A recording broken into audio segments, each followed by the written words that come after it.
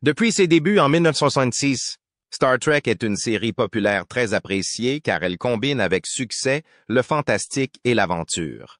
D'un autre côté, étiez-vous conscient qu'un certain nombre de particularités et d'erreurs de la série étaient dissimulées à la vue de tous? Il y a beaucoup de secrets qui sont gardés dans les coulisses de cette série, qu'il s'agisse d'accessoires ingénieux ou de mésaventures involontaires. Il y a souvent des subtilités surprenantes que vous auriez pu négliger dans des situations qui semblaient plutôt banales. Alors, êtes-vous prêt à découvrir les mystères et les maladresses qui rendent Star Trek encore plus intriguant qu'il ne l'est déjà devant vous? Suivez-nous dans notre exploration des techniques ingénieuses et des maladresses amusantes de la série, ainsi que dans le dévoilement de certains de ses secrets les mieux gardés. L'héritage durable de Star Trek. Star Trek est bien plus qu'un simple programme télévisé. Il s'agit d'un élément important de la culture populaire. La série a débuté à la télévision et est rapidement devenue un succès dans le monde entier. C'est Gene Roddenberry qui en a eu l'idée dans les années 1960. Star Trek est devenue l'une des franchises médiatiques les plus connues et les plus populaires de l'histoire, apparaissant dans une grande variété de supports tels que des épisodes télévisés, des films, des jeux vidéo, des romans et des bandes dessinées. Le premier épisode de la série originale Star Trek a été diffusé aux États-Unis le 8 septembre 1966. C'est le début de tout. Au 23e siècle, la Fédération des planètes unies a construit un vaisseau spatial connu sous le nom d'USS Enterprise. Les missions suivaient l'équipage du vaisseau dans son voyage à travers l'espace. Leur objectif était très clair et excitant. Aller courageusement dans des territoires inexplorés, découvrir de nouvelles vies et de nouvelles civilisations, et découvrir de nouvelles planètes bizarres qu'aucun homme n'a jamais explorées auparavant.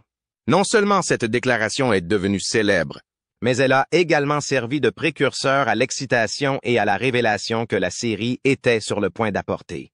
Lorsque Gene Roddenberry a commencé à développer Star Trek, il s'est inspiré d'une grande variété de sources. Les livres d'Horatio Hornblower écrits par C.S.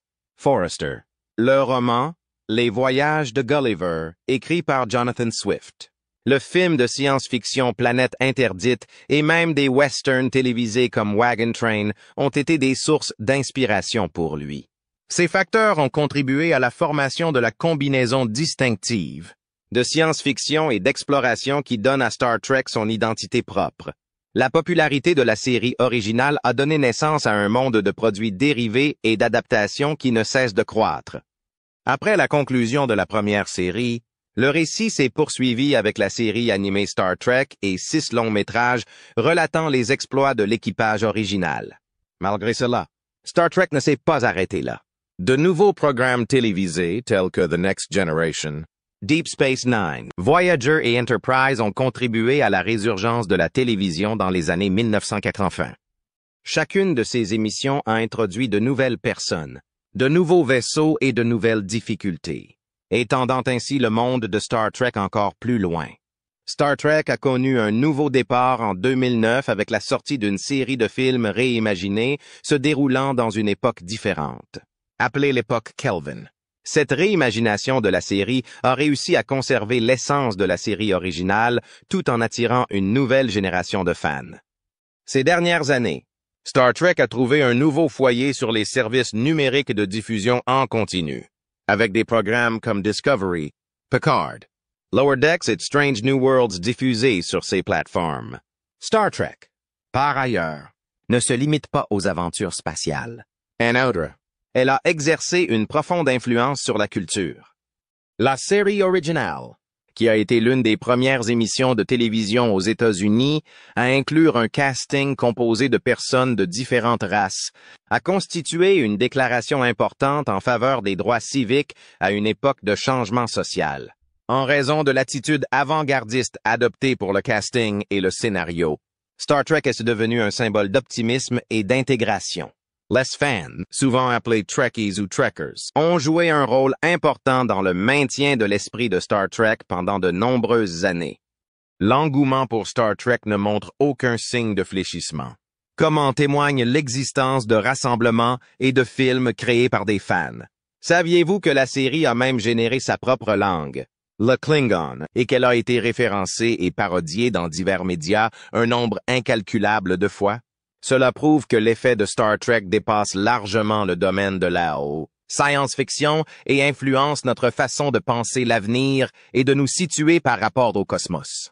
Le fait que l'ultime frontière ne soit qu'un début est démontré par le fait que son héritage continue d'inspirer les nouvelles générations. Mais ce n'est pas le seul aspect de l'héritage laissé par Star Trek. Il se passe en coulisses des choses hilarantes et bizarres dont vous n'avez probablement pas entendu parler. De quoi s'agit-il exactement? Entrons dans le vif du sujet.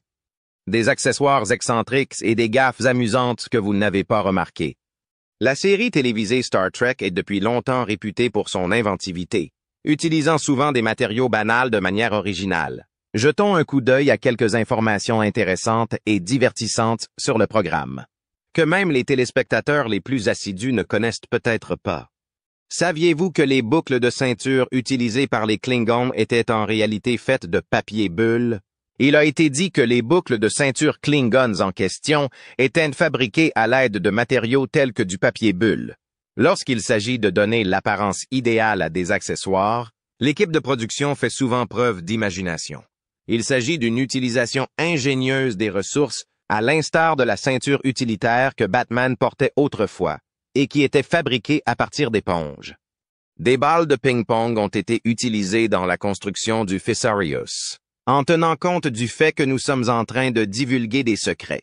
Des balles de ping-pong ont été utilisées pour construire le vaisseau spatial sphérique connu sous le nom de Thesaurus, destiné à être utilisé dans la manœuvre de Corbomite. Pour créer la forme circulaire du vaisseau spatial, l'équipe de production a décidé de couper les balles en deux et de les coller ensemble. Le fait que l'équipe ait pu transformer des objets ordinaires en accessoires étonnants illustre à merveille leur inventivité. Vous souvenez-vous de James Doohan? Qui incarnait Scotty dans Star Trek? Si vous êtes un fan de la série, vous vous souvenez peut-être de lui. Il s'avère qu'il était un héros dans le monde réel. Le jour de l'invasion, il est arrivé à Juno Beach et a été blessé par un tir ami, ce qui lui a fait perdre son majeur droit. Même s'il s'est efforcé de dissimuler ses blessures sur la pellicule, celles-ci sont néanmoins visibles à certains moments, notamment lorsque Scotty fait quelque chose comme porter une assiette de Tribbles. C'est un petit rappel significatif du courage dont il a fait preuve. Cela soulève le fait que le nom de Shatner figure en bonne place dans le générique. Selon un document de production daté de septembre 1966, le nom de William Shatner a toujours été affiché en plus gros caractères que celui de Leonard Nimoy dans le générique de début. Dans ce document, il est indiqué que le crédit accordé à Leonard ne doit pas dépasser 75% du montant accordé à William Shatner. Un certain nombre de modifications ont été apportées au cours de la diffusion. L'une d'entre elles étant l'inclusion du mot « also starring » au-dessus du nom de Nimoy. Dans les derniers épisodes de la série, le deuxième prénom de Kirk a été modifié, ce qui constitue une autre erreur. Le nom James T. Kirk, qui signifie Tiberius, est souvent utilisé par les fans pour désigner le capitaine Kirk. Une inscription sur une pierre tombale dans le deuxième épisode pilote de la série, Where No Man Has Gone Before, révèle que James R. Kirk est le nom du personnage Kirk. Cette petite particularité a pu passer inaperçue, mais elle montre comment les détails se sont développés au fil du temps. Après cela, il y en a même un autre de plus. Le cerveau de Spock est un épisode unique en son genre, car c'est le seul où l'on voit un champ d'étoiles en mouvement sur l'écran de visualisation. Cette caractéristique n'a été vue que dans l'épisode pilote et dans cet épisode en particulier.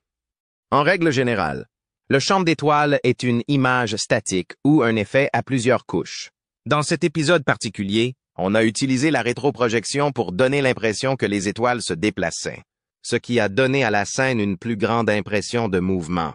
Ces détails excentriques et ces décisions imaginatives confèrent donc à Star Trek un attrait unique, démontrant que l'inventivité et l'ingéniosité de l'équipe ont permis de réaliser la série avec succès. Cependant, nous n'avons pas encore terminé. D'autres éléments vous surprendront. Dans les coulisses, les erreurs et les astuces de Star Trek. Star Trek a toujours été plein de surprises, en particulier lorsqu'on se penche sur les petits éléments qui sont dissimulés tout au long de la série. Par exemple, Les bouteilles de whisky Aldebaran présentées dans la série ne sont rien d'autre que du whisky Tennessee Sour Mash de George Dickel. Pour atteindre son objectif de créer un cosmos extraterrestre, l'équipe de production a réutilisé des éléments du monde réel. L'une des décisions prises pour mieux adapter les effets visuels a été de faire en sorte que l'Enterprise semble tourner autour d'une planète dans une direction différente de la représentation habituelle. C'est ce qui a été fait dans l'épisode intitulé Shore Leave. Lors d'un voyage autour d'une planète, le vaisseau spatial se déplace généralement de gauche à droite. La raison de cette modification était que la planète verte utilisée dans l'effet était très similaire à la Terre, avec notamment des côtes nord-américaines facilement identifiables. L'orientation a été modifiée afin d'éviter que la planète ne paraisse trop artificielle. Dans les remasters numériques ultérieurs, ce problème a été corrigé à l'aide d'images générées par ordinateur, CGI, afin de maintenir la fluidité des mouvements de l'Enterprise. Cela soulève un autre point intéressant. Saviez-vous que l'insigne de Starfleet a également une riche histoire? L'insigne de Starfleet s'est développé au fil du temps. Au départ, chaque vaisseau avait son propre emblème, mais les versions suivantes ont uniformisé l'insigne Delta. Au départ, l'insigne Delta était utilisé pour tous les vaisseaux. Par exemple, le vaisseau américain Constellation avait un signe qui ressemblait à un bretzel. Il existe également un lien entre Star Trek et le Andy Griffith Show, ce qui constitue un autre fait intéressant. C'est sur le même terrain que Mayberry qu'ont été tournés un grand nombre de plans extérieurs. Vous pourrez donc reconnaître des lieux bien connus de l'émission dans un certain nombre d'épisodes de Star Trek.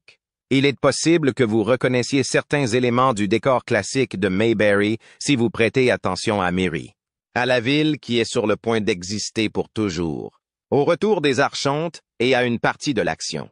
Une blague a été ajoutée au programme par ses producteurs, qui ont marqué plusieurs tuyaux de l'Enterprise avec l'acronyme GNDN, qui signifie Goes Nowhere Does Nothing, ne va nulle part, ne faites rien. C'était une façon de reconnaître leur propre capacité créative. Cela permet de rappeler avec humour que certains éléments, comme le scanner du Trident, n'étaient là que pour être exposés et n'avaient pas vraiment de fonction dans l'histoire. Par conséquent, que ce soit par l'utilisation d'artefacts réutilisés, de méthodes de tournage inventives ou de blagues internes amusantes, ces joyaux cachés rendent Star Trek encore plus agréable pour les téléspectateurs. Drame sur le plateau. Explosion. Attaques d'animaux et amitiés mises à l'épreuve. Connaissez-vous l'épisode intitulé La Pomme, qui figure dans le 5e épisode de la saison 2? De toute évidence, les acteurs ont vécu des moments difficiles lors de la production de The Apple. Dans cet épisode, Spock lance un caillou qui explose au moment où il le touche. L'explosion est si forte qu'elle endommage considérablement l'objet, alors qu'ils étaient encore habillés. Les acteurs ont dû se rendre en toute hâte chez un médecin d'Hollywood. Après de nombreuses années, DeForest Kelley, qui avait joué le rôle de McCoy, a affirmé qu'il avait toujours eu un bourdonnement d'oreilles depuis ce jour-là. Bien que Leonard Nimoy ait eu un cas moins grave, il a continué à ressentir les symptômes pendant de nombreuses années. À la suite de l'explosion qui s'est produite à Arena, William Shatner, qui souffrait déjà de troubles auditifs, a vu ses acouphènes s'aggraver. C'est à l'American Tinnitus Association qu'il attribue sa survie, et il en est même devenu le porte-parole par la suite. Cependant, les difficultés ne se sont pas arrêtées à la perte de l'audition. En outre, quelques épisodes loufoques se sont produits sur place. Les abeilles ont décidé de faire du studio leur maison pendant qu'elles travaillaient sur Where No Man Has Gone Before. Jusqu'à ce que l'une des abeilles l'atteigne à la paupière, Shatner plaisantait sur le bourdonnement. Sally Kellerman, qui avait elle aussi été blessée, était heureuse de voir que les séquences restantes ne comportaient que très peu de mouvements. Ensuite, dans l'épisode intitulé Shore Leave, les acteurs et l'équipe travaillent sur place avec un tigre du Bengale. Tout le monde est devenu complètement immobile dès que le tigre s'est libéré de sa chaîne. Malgré le fait qu'il n'était qu'à 1,50 m, Shatner a été pris d'une vague de panique qu'il a qualifiée d'horreur pure et absolue. Il est probablement préférable que l'éléphant qu'ils ont engagé ne se soit pas présenté à l'heure prévue. Nous aimons tous voir Shatner et Nimoy travailler ensemble dans la série. Une anecdote tirée de la vie personnelle de Shatner nous éclaire sur une période difficile de leur relation. Le père de Shatner est décédé pendant le tournage de Devil in the Dark. Alors qu'il traverse cette période difficile, Nimoy fait tout son possible pour l'aider. Malgré cela, Shatner a fait une blague sur la performance de Nimoy à son retour, alors qu'il était encore en état de deuil. Après sa blessure, Nimoy ne communique pas avec Shatner pendant plusieurs semaines. Au bout d'un certain temps, ils ont éclaté de rire. C'est plus tard que Shatner s'est souvenu que tout le monde avait ri, sauf vous. Malgré le temps qui passe, ils sont restés amis et en ont même ri en direct à la télévision. Plus de drams, de balayage et presque de retombées. Star Trek est sans aucun doute une mine de trésors qui attendent d'être déterrés dans les coulisses, malgré le fait qu'il s'agisse d'une franchise célèbre. Le récit de Terry Garr, qui a interprété Roberta Lincoln dans l'épisode Assignment Earth et a vécu une expérience tellement négative sur le plateau qu'elle refuse d'en parler, est un exemple de ce type d'histoire. Star Trek étant constamment sur le point d'être annulé, cet épisode devait être le pilote d'une nouvelle série. Gene Roddenberry est l'un des scénaristes qui a contribué à l'écriture de cet épisode. Contrairement à d'autres artistes invités qui ont pu transformer leur visite en richesse à vie grâce aux conventions, Garr n'était pas très enthousiaste. Lors d'une interview accordée au magazine Starlog, elle a déclaré « Je l'ai fait il y a de nombreuses années et je nie largement l'avoir faite. Le fait que le pilote n'ait pas décollé a suscité un sentiment de soulagement. À la lumière de ce qui précède, la question qui se pose était la suivante. Pourquoi son expérience a-t-elle été si mauvaise? Selon l'article de Bob Justman dans Inside Star Trek, Roddenberry a insisté pour raccourcir continuellement la jupe de Garr, allant même jusqu'à s'accroupir et la retrousser personnellement. Il est possible que cet événement soit la raison pour laquelle Garr a préféré garder ses distances avec le programme. Lucille Ball, cofondatrice de Desilu Productions, la société responsable de la production de Star Trek, a contribué à la production de Where No Man Has Gone Before. Il s'agit là d'un autre fait unique et intriguant. Le sol du studio avait été transformé en un environnement rude recouvert de sable, qui ne cessait de s'introduire dans les rails de la caméra et ralentissait la production. Pour montrer leur volonté de travailler ensemble, Herb Solow, vice-président de Desilu, et Bob Justman, producteur associé, se sont emparés de balais pour balayer les pistes entre les prises. Lorsque Lucille Ball est arrivée avec un balai, elle a souri et a dit « Qu'est-ce que je ne ferais pas pour que la fête de clôture commence? » Cette révélation les a complètement surpris. Vint ensuite Sherry Lewis, célèbre pour sa marionnette Lamb Chop. Sherry Lewis était une grande admiratrice de Star Trek, et elle et son mari ont collaboré à l'écriture d'un épisode de la 3e saison de la série, intitulé The Lights of Zeter. Bien qu'elle ait été ravie de contribuer au programme, elle était triste de ne pas avoir eu l'occasion d'incarner le lieutenant Mira Roman en tant qu'invité. Memory Alpha, la bibliothèque centrale qui abrite toutes les informations scientifiques et culturelles de la Fédération, a été présentée dans cet épisode pour la première fois en tant que concept. Memory Alpha est également le nom du plus grand wiki de Star Trek, qui est une ressource précieuse pour toutes les personnes impliquées dans le fandom de Star Trek, y compris les auteurs. Et vous souvenez-vous de Harry Mudd, le pirate de l'espace et l'adorable voyou qui vivait dans le passé? Il a failli avoir sa propre série. Mudd était interprété par Roger C. Carmel, qui a fait des apparitions dans 3 épisodes de la série originale et un épisode de la série animée. Il était prévu qu'il apparaisse dans un autre épisode de la série originale intitulée Deep Mud, mais il n'est pas disponible. Au début des années 1980, Carmel a révélé que Roddenberry l'avait informé, lors de la fête de départ de Herb Solow, que NBC avait demandé une série qui tournerait autour de Mudd, mais que Roddenberry n'avait jamais eu l'occasion de produire le projet. Carmel a laissé entendre que Roddenberry avait évoqué le concept de la série lors de la fête de départ de Herb Solow, et Carmel a répondu en disant « C'est une honte que cette idée de série pour vous n'ait jamais abouti. » Carmel plaisantait sur la situation. En outre, Mudd était censé apparaître dans Star Trek 4, The Voyage Home, et dans un épisode de The Next Generation, mais aucune de ces idées n'a jamais abouti. L'incarnation de Mudd par Rainn Wilson dans Star Trek Discovery, en revanche, garantit que l'héritage du personnage continuera à se développer. Les histoires de BTS les plus drôles et les plus surprenantes de Star Trek. Il ne s'agissait pas seulement d'aventures interstellaires, Star Trek était aussi un terrain de jeu où les joueurs pouvaient se faire des blagues. Dans l'histoire des farceurs, William Shatner est l'un des plus connus. Afin d'aller déjeuner plus rapidement, Leonard Nimoy, qui incarne Spock, achète une bicyclette. Pour Shatner, l'idée de dissimuler le vélo semble tout à fait amusante. Après l'avoir rangé dans les combles ou dans sa loge, gardé par ses Doberman, il partait rapidement pour sa pause déjeuner, pour ne rien arranger. Shatner fait remorquer le vélo de Nimoy après l'avoir mis à l'abri dans son véhicule. Il était impossible pour Nimoy de prévoir où son vélo irait ensuite. Les farces ne s'arrêtent pas là. Un jour, Gene Roddenberry a invité un vendeur de costumes à se rendre à son bureau. Lorsque le vendeur s'est retrouvé face à Ted Cassidy, déguisé en rock et maquillé en extraterrestre, il a été pris de court. Ayant pris Cassidy pour Roddenberry, le malheureux a trébuché lors de sa présentation. Les vacances n'échappaient pas à la joie qui régnait. Au moment où Bob Justman, le producteur associé, et sa femme embarquaient sur un vol pour Hawaï, ils furent confrontés à une révélation troublante.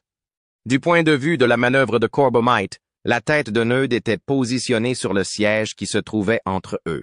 Imaginez que vous commenciez vos vacances avec une telle chose.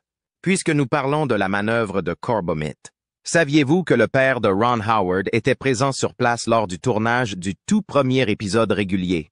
Le jeune frère de Ron Howard, Clint Howard, a été choisi pour jouer le rôle du bloc extraterrestre.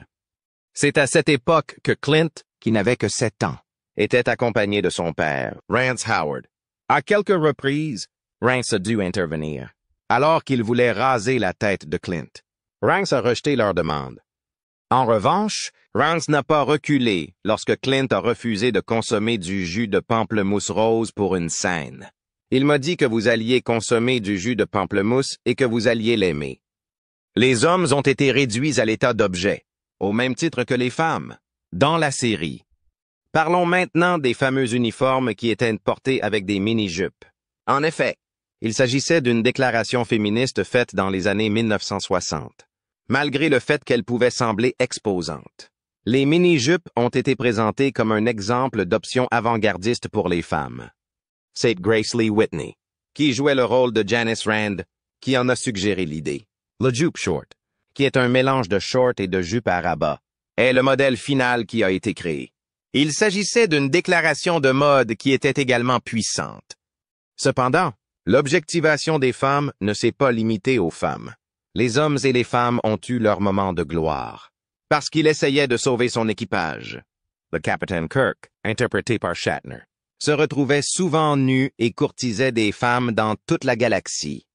Lors de l'audition, Michael Forrest, qui interprétait Apollo dans Who Mourns for Adonais, s'est vu demander d'enlever sa chemise pour montrer sa musculature.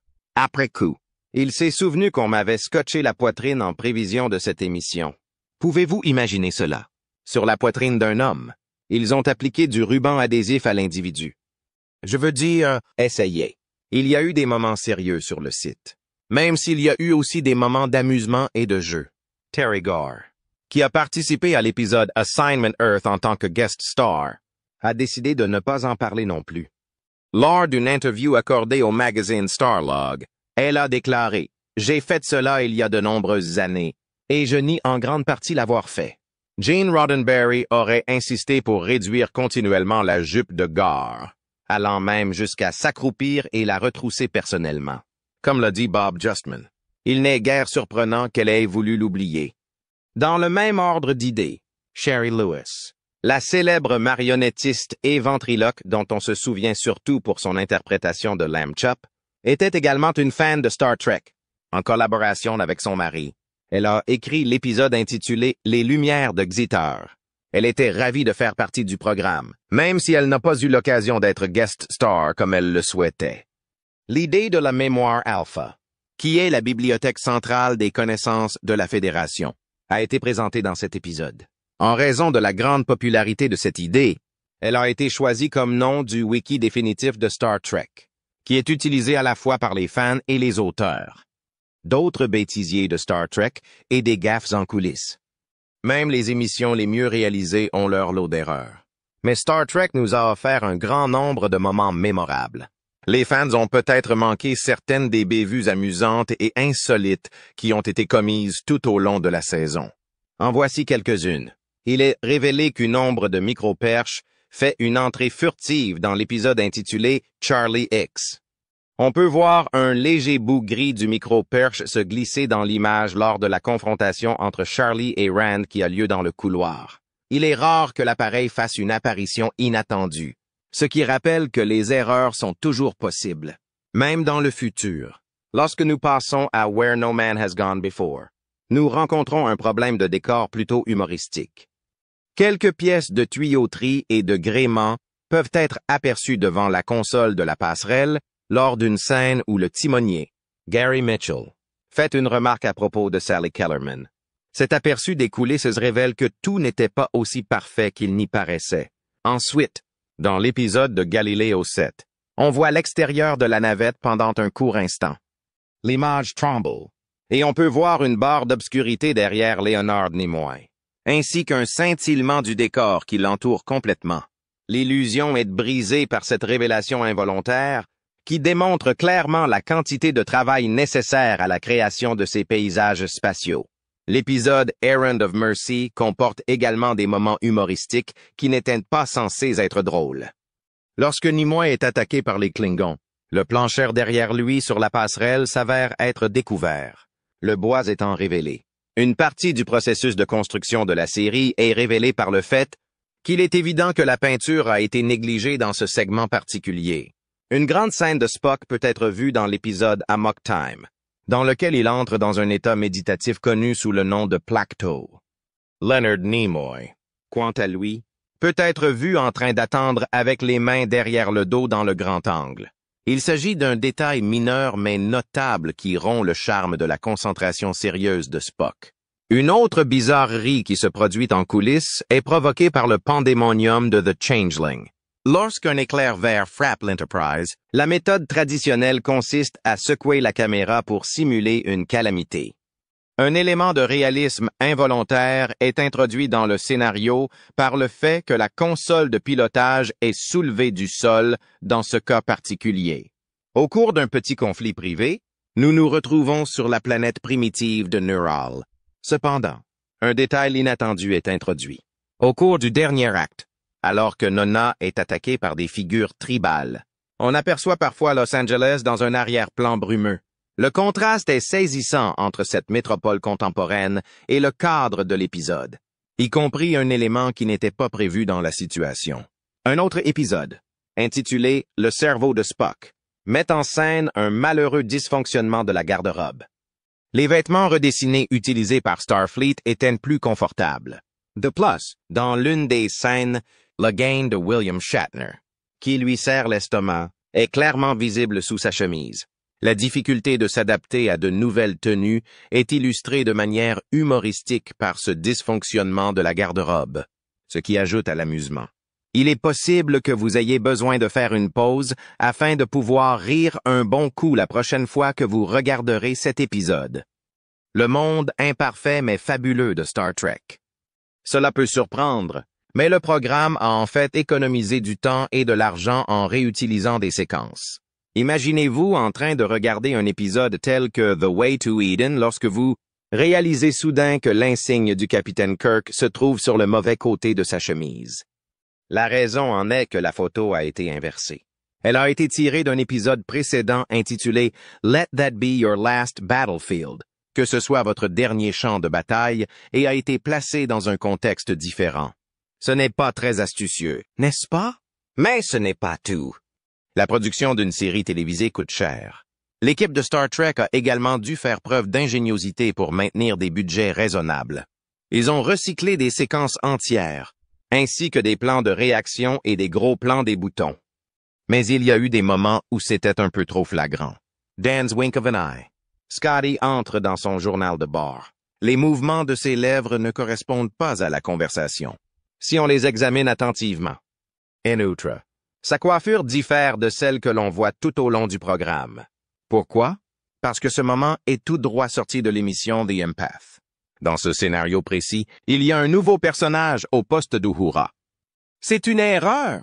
Permettez-moi de démystifier une idée reçue. Il n'y a pas eu de premier baiser interracial à la télévision dans Star Trek. La célèbre scène où Kirk et Uhura se sont embrassés contre leur gré, une scène souvent liée à l'épisode Les Beaux Enfants de Platon, n'est pas originale. En 1960, un épisode d'Adventures in Paradise a inclus le premier baiser entre deux races vues à la télévision américaine. Les acteurs nés à Manille étaient Gardner McKay et Pilar Surratt. Dean Devlin est le fils de Pilar Surratt, qui a ensuite joué dans Wolf in the Fold, un épisode de Star Trek. Lors du tournage d'une émission spéciale avec Sammy Davis Jr., Nancy Sinatra l'a embrassé 1 an avant le désormais célèbre baiser de Kirk Uhura. En outre, dès 1959, un personnage noir a embrassé un personnage blanc à la télévision au Royaume-Uni. Star Trek n'était donc pas la première série à s'aventurer sur de nouveaux terrains. D'ailleurs, tout le monde n'a pas été ravi lorsque le capitaine Janeway a été révélée comme la première femme protagoniste de Star Trek Voyager en 1995. À l'époque, la réaction a été vive, ce qui est difficile à comprendre aujourd'hui. Personne ne croyait qu'une femme capitaine pouvait faire l'affaire, y compris les fans et les médias. Absurde, n'est-ce pas? Mais le capitaine Janeway a démontré à ses détracteurs qu'elle pouvait s'aventurer sans crainte en terrain inconnu. Vous savez sans doute déjà que Star Trek n'était pas sans défaut. Certains points de l'intrigue semblaient douteux. Dans l'épisode Retrospect de Voyager, Seven of Nine accuse un personnage appelé Kovan d'avoir abusé d'elle. Nombreux sont ceux qui ont critiqué la façon dont l'épisode a traité l'accusation et la façon dont il a porté atteinte à la réputation de Seven. La représentation de la situation était inexacte et troublante, ce qui a déçu et troublé de nombreux fans. Et maintenant, nous pouvons parler de ses tenues. Le choix des maquillages et des costumes n'était pas des plus brillants. C'est le moins que l'on puisse dire. Certains avaient des fronts artificiels tandis que d'autres avaient le visage peint en vert. C'est pourtant ce qui rend la chose si attrayante, n'est-ce pas?